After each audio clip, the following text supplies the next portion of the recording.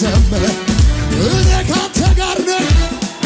ስራ ተሰርቷል ዘመር ቀንበር ተሰብሯል ዘመር ማቀሳ በቃ ዘመር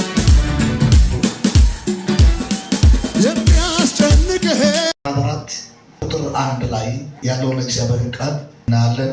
4:1 እንግዲህ በጌታ እስር የሆነው እኔ የተጠራሁበት መጠራታችሁን እንደሚገባ ተመላለሱ ዘንድ እለምናችኋለሁ። በትሕትናና ሁሉ በየዋህነት በትዕግስትም እርስ በርሳችሁ በፍቅር ታገሱ። በሰላም ማሰሪያ የመንፈስን አንድነት ለመጠበቅ ትጉ። ምን አሉ? ትጉ። ጳውሎስ እዚህ የተናገረው ነገር በደንብ ስሙ። መንፈስንም አንድነት ይላል፣ በሰላም ማሰሪያ ይላል። ለመጠበቅ ምን ነው? ትጉ። ወንድምን፣ ታናሽህን፣ ታላቅህን፣ አገልጋይህን፣ ነቢይህን፣ ሰባኪህን በዚህ መንፈስ ውስጥ በፍቅር አንድነት የሚመላለስ አጥብቆ ለኤፌሶን አማኞች ለክርስቲያኖች ጳውሎስ ይናገራል። በዛ በኤፌሶን ቤተክርስቲያን ውስጥ ሰዎች አንድ አይደለም፣ ልባቸው አንድ አይደለም፣ ንግግራቸው አንድ አይደለም፣ ክርስትናቸው አንድ አይደለም፣ ቋንቋቸው አንድ አይደለም። የተከፋፈለ ማንነት ያለባቸው ሰዎች ጥላቻ አለ በመካከላቸው፣ ፍቅር የለም፣ ሀሜት አለ፣ ግብ አለ፣ ጥላቻ አለ። ከዚህ የተነሳ ጳውሎስ ይህንን ይናገራል። የታመመውን መጠየቅ፣ የሚያለቅሰውን ማጽናናት፣ ሰው የሌለውን ሄዶ መድረስ፣ ማገዝ። የወንጌል ተልእኮ የተነሳባቸው ሰዎች ጎና ለነካገና የወንጌል ተልእኮ በለሱ እንዳትረሳ በለው። የተላከነው የተመረጥነው ምርጫችን የመንፈስ አንድነት የፍቅር ምሳሌ ሆነ እንድትገለጥ ነው። ክርስቶስ ጳውሎስ እኔ ኢየሱስን መስራት እናንተ ለምንድን ነው ያለው?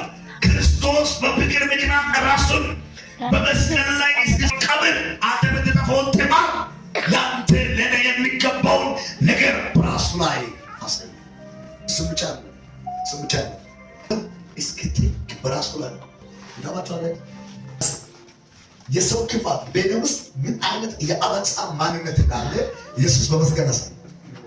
ለትሳይ ስገረግ ገርቦ ጠግቦ ደም በደም አድርጎ መሬቱ ላይ ጥሎ አፈሩ ሁሉ በደም እስኪበሰብስ ድረስ አልተውት፣ ወሰዱት፣ በመስቀል ላይ ገረገሩት።